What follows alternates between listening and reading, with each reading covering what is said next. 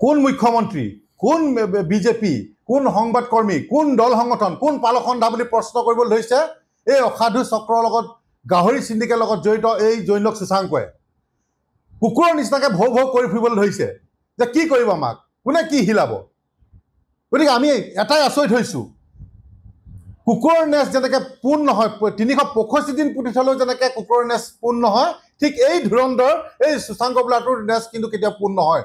কাৰণ আমি আচৰিত হৈছোঁ, আমি বাৰম্বাৰ আমি কাৰ্যসূচী লৈছোঁ, আমি সংবাদমেল দিছোঁ, কিন্তু কোনো কেৰেপ নকৰে।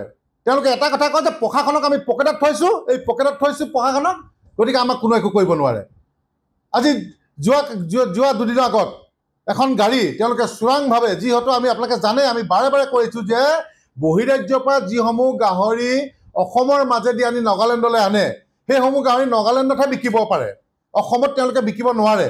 কিন্তু তেওঁলোকে কি কৰে, নিতৌ ৰাতি ৰাতি বলেৰ পিকআপত লুট কৰি কৰি কি কৰে, চৰাইদেউ, ডিব্ৰুগড়, ধেমাজি, যোৰহাট তেওঁলোকে প্ৰেৰণ কৰি থাকে।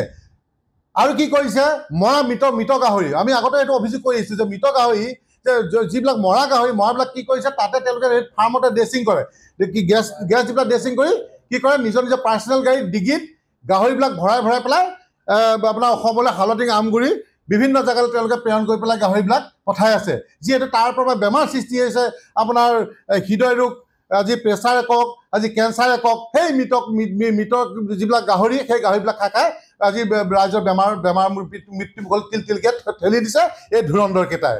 গতিকে আপোনালোকে জানে, আমি আপোনালোকক প্ৰমাণ সহকাৰে আমি আপোনালোকক দিব বিচাৰিছোঁ যে অলৰেডি কৈছোঁৱে যে আমাৰ হাতত ইতিমধ্যে আমাৰ হাতত প্ৰমাণ আহি পৰিছে।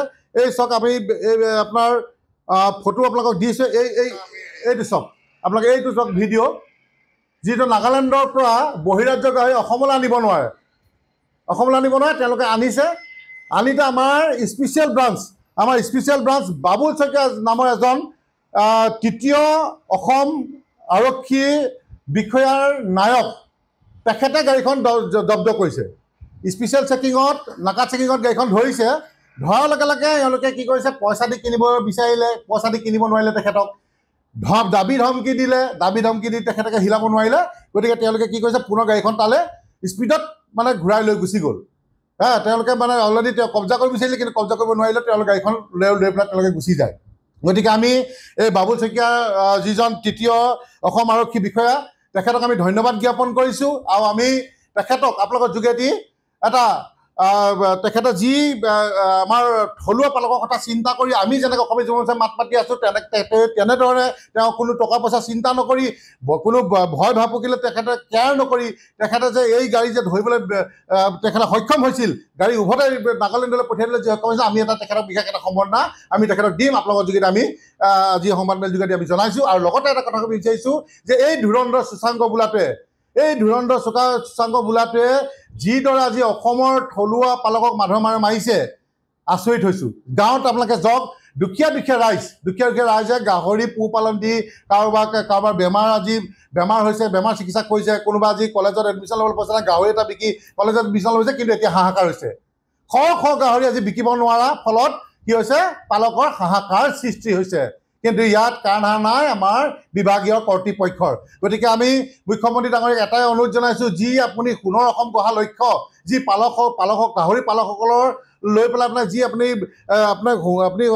সপোন দেখিছে যে তেওঁলোকৰ উজ্জ্বল ভৱিষ্যত কামনা কৰিছিলে, কিন্তু সেই উজ্জ্বল ভৱিষ্যত আপোনাৰ কামনা নহ'ব। যিহেতু আপুনি CP গ্ৰুপকো আমি যি অসমীয়া যুৱ মঞ্চৰ থলুৱা পালকে খেদি পঠিয়াবলৈ সক্ষম হৈছিলোঁ, তাত আমাৰ মুখ্যমন্ত্ৰী ডাঙৰীয়াই সহযোগ কৰিছিলে আৰু CP গ্ৰুপক কমপ্লিটলি বেন কৰি দিছিলে অসমীয়া থলুৱা পালকৰ কথা চিন্তা কৰি। কিন্তু এতিয়া মুখ্যমন্ত্ৰী ডাঙৰীয়াক এটাই অনুৰোধ জনাইছোঁ যে এই শশাংক বোলাটোক অতি শীঘ্ৰে গ্ৰেপ্তাৰ কৰিব লাগে। আৰু যিসকলে সেইদিনা এই গাহৰি গাড়ীখন আনিছিলে, যি দুটা ধুৰন্ধৰ, আমি গম পাইছোঁ যে জৈনক সুৰজ বোলা এটা আছে, অতি শীঘ্ৰে তাক যদি গ্ৰেপ্তাৰ কৰা যায়, কোনখন ফাৰ্মৰ পৰা আনিছিলে, ক'ৰ পৰা আনিছিলে, তাক ধৰাৰ লগে লগে সম্পূৰ্ণ বস্তুটো ওলাই পৰিব। আৰু ওলোৱাৰ লগে লগে এই ধুৰন্ধৰ, এই 420 যিটো দালাল ঠগবাজ, এই যে শশাংক বোলাটোক গ্ৰেপ্তাৰ কৰিবলৈ প্ৰশাসনে একদম হুৰুঙা পাই যাব।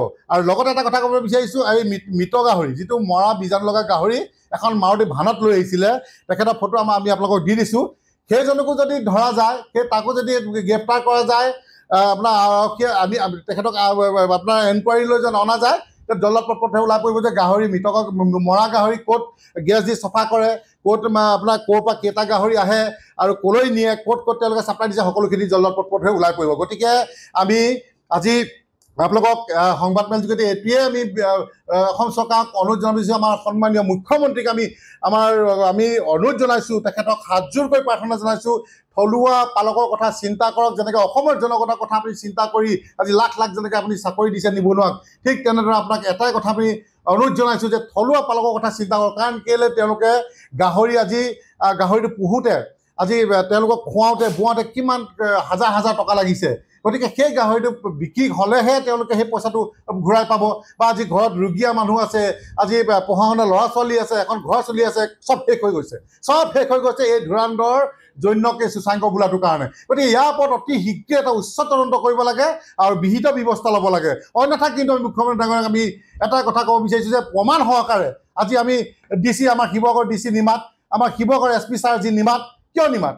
গতিকে আমি কি ভাবিবলৈ সঁচাকৈ বাধ্য হ'ম নি যে আজি হালটিং OC ছাৰৰ কথা এই ধুৰন্ধৰ সূচাংক আৰু এই সুৰজ বোলাতে উলিয়াই ফুৰিছে যে এটা মৰা গাহৰিত বোলে আমাৰ হালটিং OCক বোলে 700 টকাকৈ দিওঁ আৰু এটা জীৱিত গাহৰি যেতিয়া বোলে পাৰ কৰি 500 টকাকৈ দিওঁ। এইটোতো আমি বিশ্বাস নকৰোঁ, এইটো আমি কেতিয়াও বিশ্বাস নকৰোঁ। কাৰণ কেলৈ এজন আমাৰ হালটিং OC ছাৰ হৈছে এজন সৎ মানুহ, তেখেতে কেতিয়াও এনেকুৱা মানে এই 1500 টকা খোৱা ব্যক্তি নহয়, আমাৰ এইটো বিশ্বাস আছে। গতিকে এই যি আৰক্ষী প্ৰশাসনক বা বিভাগীয় কৰ্তৃপক্ষক যি এটা বদনাম কৰিবলৈ ষড়যন্ত্ৰ কৰিছে, গতিকে ইয়ালোকৰ ওপৰত উচিত তদন্ত কৰিব লাগে আৰু অতি আপোনালোকৰ ওচৰত এতিয়া প্ৰমাণ সহকাৰে আপোনালোকৰ ওচৰত সাক্ষী আছে। কাৰণ কেলৈ আপোনালোক খুদ এজন পুলিচ বিষয়া বাবুল শইকীয়া নামৰ যিজন ব্যক্তি, তেখেতে যেতিয়া গাড়ী ধৰিছে, তেখেতে যেতিয়া ভিডিঅ' কৰিছে, তেখেতক সোধা পোছা কৰিলে সম্পূৰ্ণ কোন কি কথা ওলাই যাব।